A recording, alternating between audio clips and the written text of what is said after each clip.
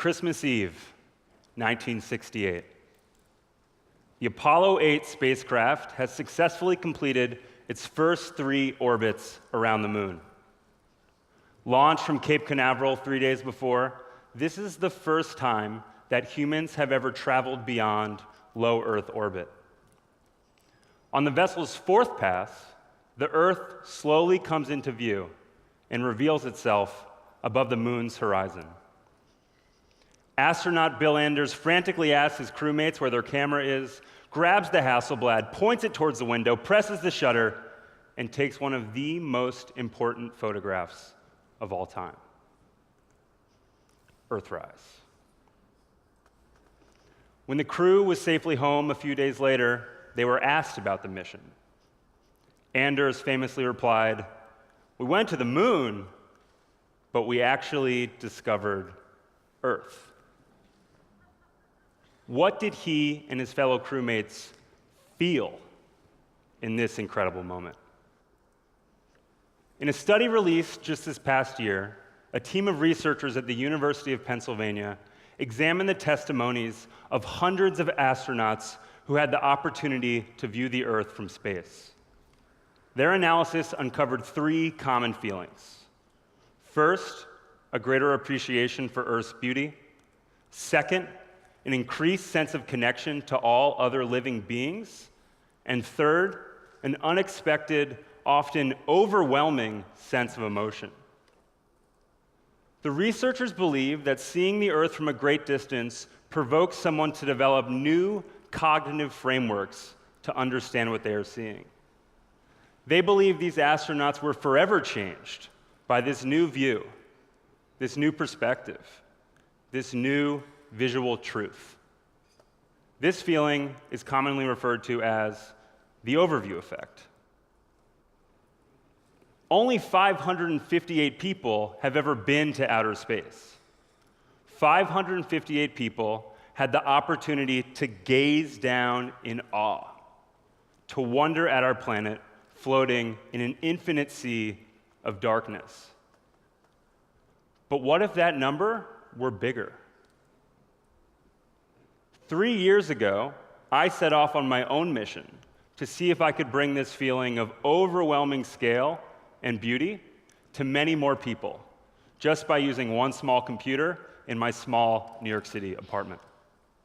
It was then, in 2013, that I launched Daily Overview.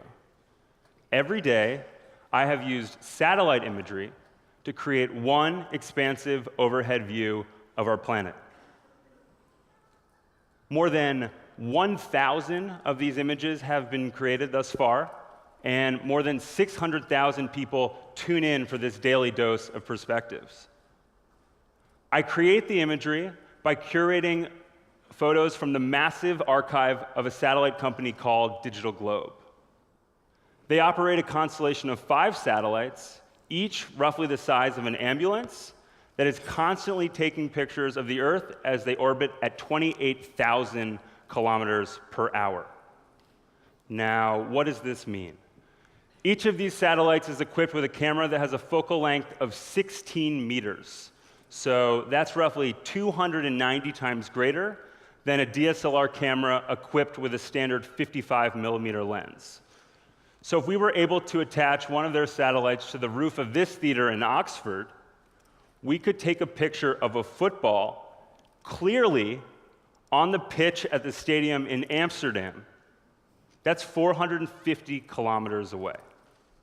That's incredibly powerful technology. And I decided at the beginning of this project that I would use that incredible technology to focus on the places where humans have impacted the planet. As a species, we dig and scrape the Earth for resources. We produce energy. We raise animals and cultivate crops for food. We build cities. We move around. We create waste. In the process of doing all of these things, we shape landscapes and seascapes and cityscapes with increasing control and impunity. So with that in mind, I'd like to share a few of my overviews with you now. Here we see cargo ships and oil tankers waiting outside the entry to the port of Singapore. This facility is the second busiest in the world by terms of total tonnage, accounting for 1/5 of the world's shipping containers and 1/2 of the annual supply of crude oil. If you look closely at this overview, you'll see a lot of little specks. Those are actually cows at a feedlot in Summerfield, Texas, in the United States. So once cows reach a particular weight, roughly 300 kilograms, they are moved here and placed on a specialized diet. Over the next 3 to 4 months, the cows gain an additional 180 kilograms before they are shipped off to slaughter. You're also probably wondering about this glowing pool at the top there. That gets its color from a unique combination of manure, chemicals, and a particular type of algae that grows in the stagnant water. This is the Mount Whaleback iron ore mine in the Pilbara region of Western Australia, a beautiful yet scary scar on the face of the earth. Of the world's mined iron ore, 98% is used to make steel and is therefore a major component in the construction of buildings, automobiles, or appliances such as your dishwasher or refrigerator. This is a solar concentrator in Seville, Spain. So this facility contains 2,650 mirrors, which are arrayed in concentric circles around an 140-meter tall tower at its center. At the top of the tower, there is a capsule of molten salt that gets heated by the beams of light reflected upwards from the mirrors below. From there, the salt circulates to a storage tank underground, where it produces steam, which spins turbines and generates enough electricity to power 70,000 homes and offsets 30,000 tons of carbon dioxide emissions every year. This overview shows deforestation in Santa Cruz, Bolivia, immediately adjacent to untouched tracts of rainforest. Deforestation in the country has primarily been driven by the expansion of mechanized agriculture and cattle ranching. So as the country tries to meet the demand of its growing population and feed them, the sacrificial destruction of its rainforest has taken place to do so. It is estimated that the country lost 4.5 million acres of rainforest in 1 decade alone, from 2000 until 2010. This is the Eixample district in Barcelona, Spain. So the overview perspective can be incredibly helpful to help us understand how cities function and how we can devise smarter solutions for urban planning. And this will become only more relevant as it is expected that 4.9 billion people will live in cities around the world by the year 2030. This area of Barcelona is characterized by its strict grid pattern, apartment with communal courtyards, and these octagonal intersections, which allow for more sunlight, better ventilation, and additional parking at street level. And here we see that grid pattern, but under much different circumstances. This is the Dadaab refugee camp in northern Kenya, the largest such facility of its kind in the world, and home to 260,000 displaced refugees. To cope with the influx of refugees who are fleeing Somalia, where there is famine and conflict, the UN has built this area gridded out at left called the LFO extension to house more and more refugees who are arriving and occupying these white dots, which are actually tents, which will slowly fill up the area over time.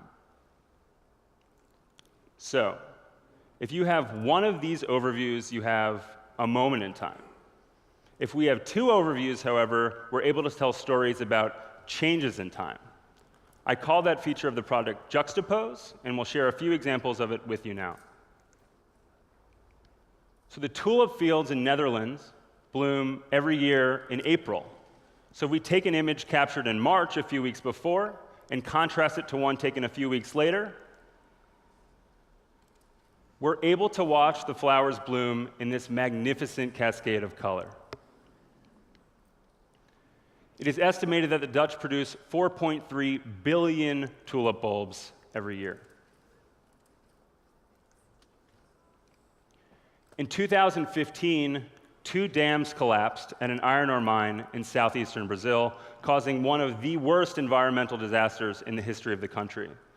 It is estimated that 62 million cubic meters of waste were released when the dams broke, destroying numerous villages in the process, including Bento Rodriguez, seen here before and after the flood. Ultimately, 19 people were killed in this disaster. 500,000 people did not have access to clean drinking water for an extended period of time. And the waste soon entered into the Rio Doce River, extended for 650 kilometers all the way into the sea, killing unknowable amounts of plant and animal life along the way. And lastly, here's a story related to the crisis in Syria, a conflict which has claimed the lives of hundreds of thousands of people and displaced millions. So this patch of desert is seen in Mafraq, Jordan in 2011, the year the conflict started. And when we compare it to an image captured just this year in 2017, we see the construction of the Za'atari refugee camp. It is estimated that 83,000 people currently live in this vast sea of tents.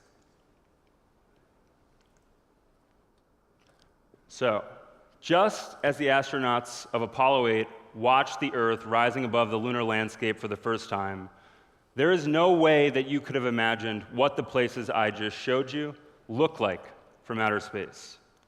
And while you may enjoy the aesthetics of an image, once you learn exactly what it is you're seeing, you may struggle with the fact that you still like it. And that's the tension I want to create with my work, because I believe it is that contemplation, that internal dialogue, that will lead to greater interest in our planet and more awareness of what we're doing to it. I believe that viewing the Earth from the overview perspective is more important now than ever before. Through the incredible technology of these high-flying cameras, we can see, monitor, and expose the unprecedented impact that we are having. And whether we are scientists, or engineers, or policymakers, or investors, or artists, if we can adopt a more expansive perspective, embrace the truth of what is going on, and contemplate the long-term health of our planet, we will create a better and safer and smarter future for our one and only home. Thank you.